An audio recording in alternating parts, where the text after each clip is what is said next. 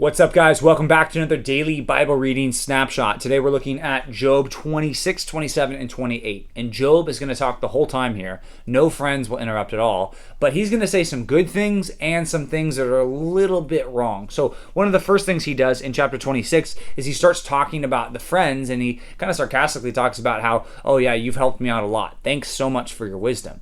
And the reality is there wasn't much wisdom that his friends have been giving him. At least the wisdom they've been giving him has not applied to his situation, which again, as we've studied this whole book, proves that you can have some good wisdom like these friends do. If you apply it wrongly to a situation where it doesn't apply, then it turns from good wisdom to bad wisdom, and that's what these friends do. So Job sarcastically thanks them for that.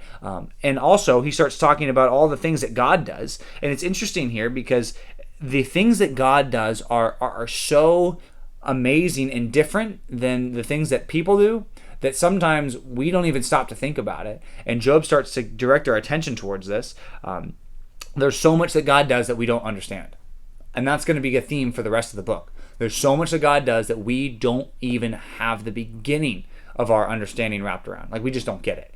And he says that importantly here so that he will continue in chapter 27 to say, but I have been righteous. I'm going to keep my integrity. And what that means is not that he's going to keep showing integrity, but that he is not going to go back on the fact that he says, I have a clean conscience. My conscience is clean. So all you guys, friends of Job, who are trying to criticize me, Job, then you're wrong, because I have a clean conscience. I did not do those wrong things that you said I did.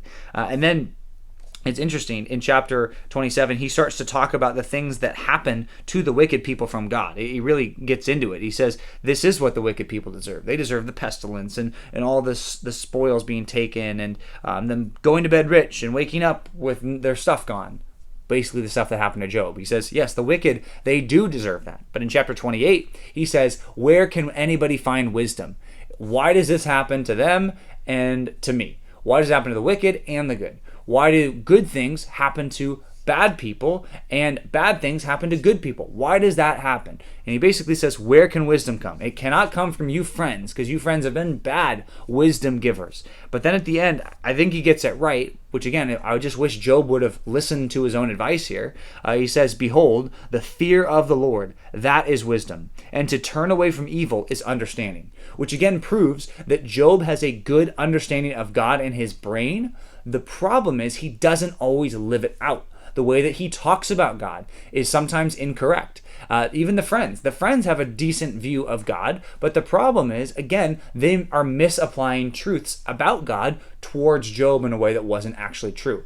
So again, this is a complicated book, very complicated, which is why these snapshots are important. Hopefully it becomes easier to read, not more complicated to read. But I do want to point out the complexities of this book and how Job gets some things right and some things wrong.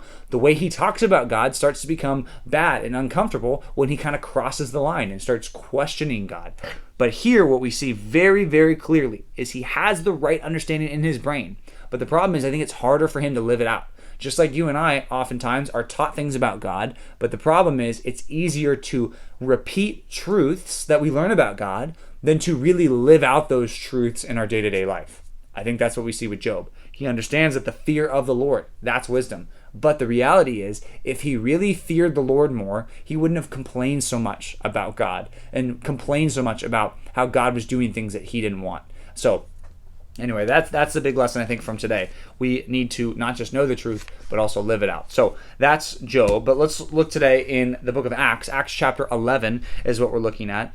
Peter is going to continue to be that person who's the focus here. He was the focus, obviously, in chapter 10 as he went to Cornelius. But now he's going to start talking to some other people. He's going to tell the Jewish people what happened with the Gentiles. And you would think that it would be all good news. But the problem is, some of these Jewish people did not like the fact that the Gentiles were welcomed in. They had a lot of questions. They thought there's no way the Gentiles could be saved. So most of chapter 11 is Peter just repeating what happened in chapter 10. So as you're reading it, don't think, oh, I'm reading the wrong day's reading. I just read this yesterday. No, it's a repeat of yesterday because he's describing it.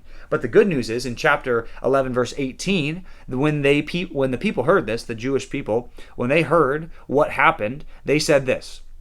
Well, first of all, they glorified God, so they recognized that God was behind this. Then they said, Then, to the Gentiles also, God has granted repentance that leads to life. So they recognize the legitimacy of their salvation because they say this is something that only God could have done. So that's awesome. Then the attention really shifts from Peter to these two guys named Barnabas and Saul. Barnabas and Saul, they are doing ministry in a place up to the north in Antioch. So if you've got a map and Jerusalem is kind of in the middle of the map, Antioch is way up to the north, but it's still on the same piece of land. There's going to be two Antiochs that we're going to talk about. There's another one somewhere else, but this one is up in the north. And it says that some people started believing, and it wasn't just the Jewish people that were hearing the gospel, it was also the Hellenists, which we met some of those people in Jerusalem, some of the people who spoke Greek too. They started to believe too, and more people were added to their number. And when this happens, the guy named Barnabas, that we've already met before, he was the one who introduced Saul to the flock, really the group of apostles actually, in Jerusalem.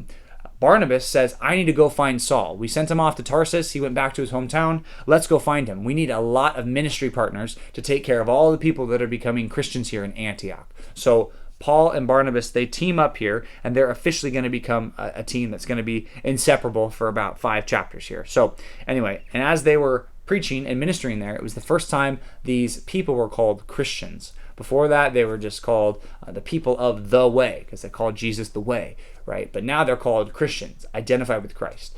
It's interesting here that we see so many people joining in the effort. Saul, Barnabas, we see Cornelius last chapter. Peter's been a part of this process. And even these Jewish people, they say, we're thumbs up with all that God is doing.